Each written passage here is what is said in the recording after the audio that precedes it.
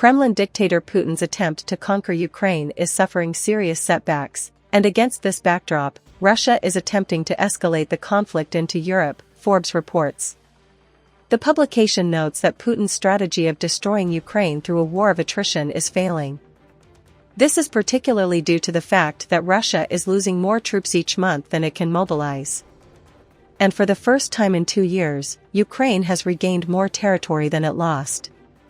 Kyiv is also stepping up strikes deep into Russia and expanding its missile capabilities. In response, Putin is increasing the number of strikes against civilians, particularly in Kyiv, the journalists write. Against this backdrop, there are growing concerns that Russia could escalate the conflict beyond Ukraine. This is evidenced, in particular, by threats against Lithuania, Latvia, and Estonia.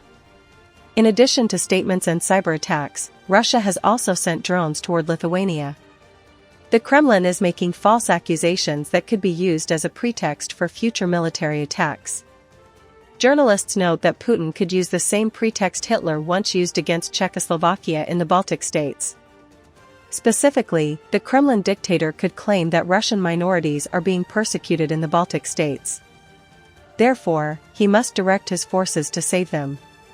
Journalists note that ethnic Russians make up approximately 25% of the population of Latvia and approximately 20% of Estonia. Putin wants to split the EU and NATO and make Moscow the dominant force in Europe. Putin is aided by the fact that extreme political forces opposed to US and Ukrainian independence are gaining momentum, particularly in France and Germany, the publication writes. According to the publication, Putin may believe that US President Donald Trump will ignore a possible Russian attack on the Baltic states. This is particularly evident in the US actions, which are withdrawing its forces and equipment from Europe at a time when the continent is facing its first real threat of attack in decades. Journalists recall that in 1950, U.S. Secretary of State Dean Acheson excluded South Korea from territories Washington considered critical. Against this backdrop, Moscow gave North Korea the green light to attack South Korea. Ultimately, the war cost 38,000 American lives and claimed the lives of over 2 million Koreans. Amid potential threats, the Baltic countries are turning to Ukraine for expert assistance. Specifically, the country's authorities are discussing purchasing bomb shelters from Kyiv in case of potential aggression. European officials are increasingly concerned that Russia could expand the war beyond Ukraine, as threats toward NATO members escalate, The Wall Street Journal reported. According to The Wall Street Journal report, Moscow has intensified rhetoric against Baltic states while continuing large-scale strikes on Kyiv and conducting military exercises, including nuclear drills with Belarus. Russian officials have threatened Latvia over claims that Ukrainian drone operators are using its territory, which Riga denies. Lithuania last week activated air raid alerts after suspected Russian drones approached its airspace from Belarus. Russia's defense ministry has also published addresses of companies in several European countries allegedly linked to Ukrainian drone production, warning of possible escalation if military support for Kyiv continues.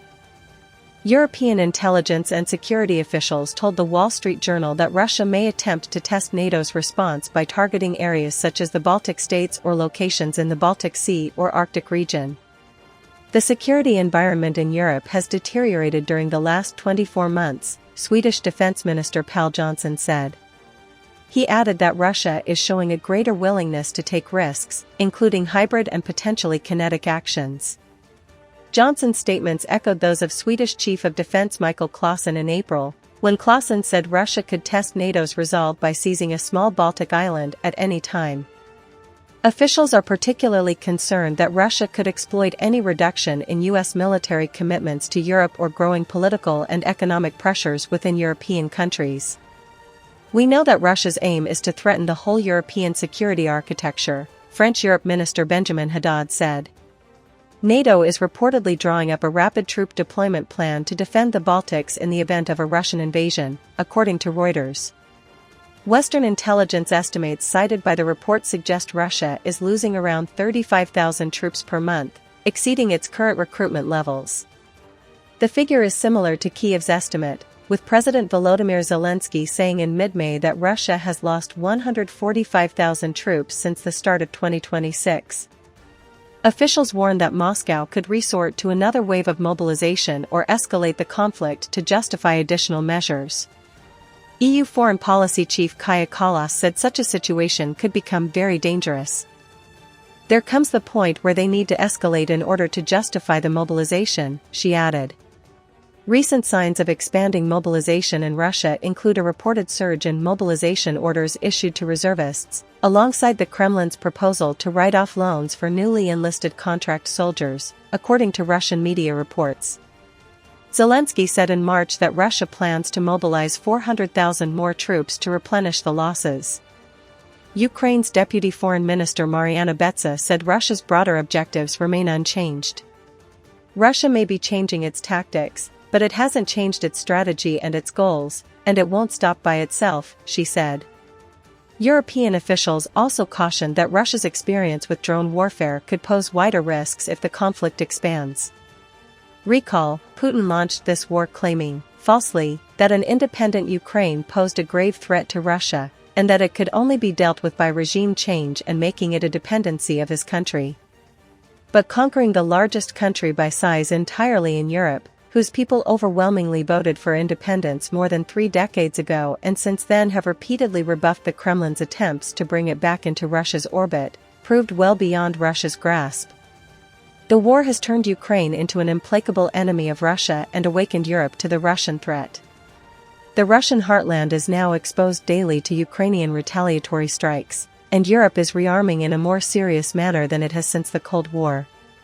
These entirely self-inflicted strategic blunders have created new and enduring security challenges for Russia.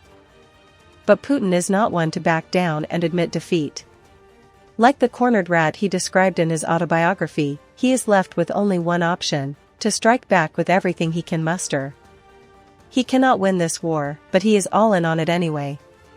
His blind spots toward Ukraine, which he denies has agency and which he sees as a mere pawn in the hands of a hostile Europe, are one of the main sources of his repeated miscalculations. Putin will lead the stage at some point, and Russia's next leader may very well not share his obsession with Ukraine. But the reality he has created, a dangerous confrontation between Russia and the rest of Europe from the Arctic to the Black Sea, all in close proximity to the Russian heartland, will be his legacy. The Russian state has its origins in Europe, and its greatest victories and defeats have been in Europe. Russians pride themselves in being European and look down on Asia. Historically, Russian trade has been mostly with Europe. Its booming trade with China is a recent phenomenon, one that developed gradually in the 1990s, after the two countries patched up their relations following nearly 3 decades of confrontation, accelerated in 2014, when Russia illegally annexed Crimea and first fell under Western sanctions, and accelerated again in 2022. The two near-fatal invasions of Russia, Napoleon's in 1812 and Hitler's in 1941, originated in Europe. The first ended with Russian troops in Paris and the second in Berlin. Both are celebrated by Russians as the greatest military accomplishments in their history. Now, thanks to Putin's blunder, Europe has transformed from a tranquil neighbor to the greatest source of Russia's insecurity.